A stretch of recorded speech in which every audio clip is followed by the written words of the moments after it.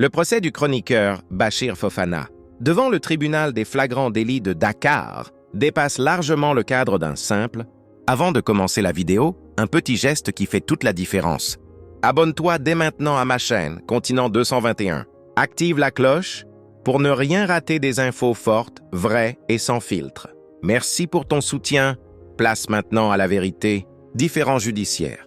Il s'inscrit dans un contexte où la liberté d'expression, le rôle des lanceurs d'alerte et la transparence des institutions sont au cœur de l'actualité sénégalaise. Ce mercredi, le ministère public a requis une peine de 6 mois de prison, dont 3 mois fermes, ainsi qu'une amende de 200 000 FCFA contre le journaliste. Mais derrière ces chiffres se cache une affaire aux résonances politiques et démocratiques lourdes. L'origine du conflit, une parole qui dérange. Tout part d'une déclaration de Bachir Fofana dans laquelle il évoque un marché public d'achat de véhicules attribué par l'Assemblée nationale qu'il relie à une affaire de corruption supposée. Ces propos, diffusés publiquement, ont provoqué la colère du président de l'Assemblée, El Malik Ndiaye, qui a aussitôt saisi la division spéciale de la cybercriminalité. Ce recours judiciaire révèle une tension permanente entre les élus et les voix critiques dans l'espace médiatique. Le rôle controversé de la division spéciale de la cybercriminalité, ce service, censé lutter contre les dérives en ligne, est de plus en plus critiqué pour son usage dans la traque des opposants, des journalistes et des activistes. Dans ce cas précis, il est utilisé pour étouffer une opinion qui, même si elle dérange, pose une question essentielle sur la gestion des fonds publics. Ce procès rappelle à beaucoup d'autres, où l'appareil judiciaire semble instrumentalisé contre ceux qui dérangent l'ordre établi. Un message envoyé à tous les journalistes et chroniqueurs. En poursuivant Bachir Fofana pour des propos tenus dans l'exercice de son métier, les autorités cherchent-elles à envoyer un avertissement? La lourdeur de la peine requise, 3 mois fermes pour un délit d'opinion, suscite l'inquiétude des défenseurs des droits humains et des libertés fondamentales. Ce procès pourrait créer un précédent dangereux pour la presse sénégalaise déjà confrontée à de nombreuses pressions. L'Assemblée nationale, au cœur du soupçon, le plus troublant reste le contenu même de la déclaration de Fofana.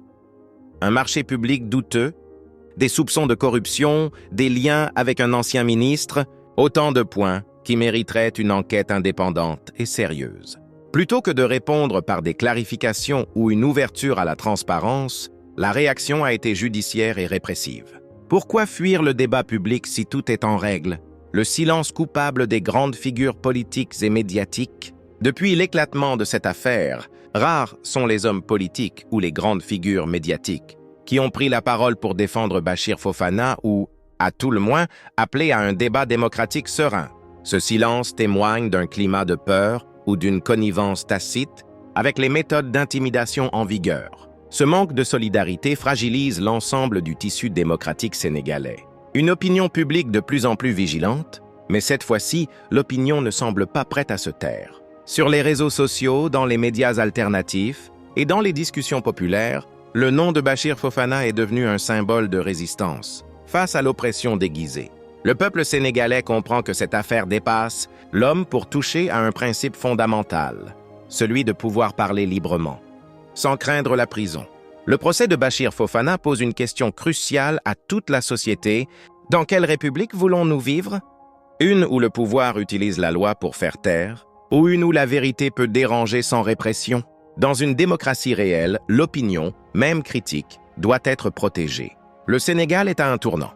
Ce procès est plus qu'une affaire personnelle. C'est un test de maturité pour notre état de droit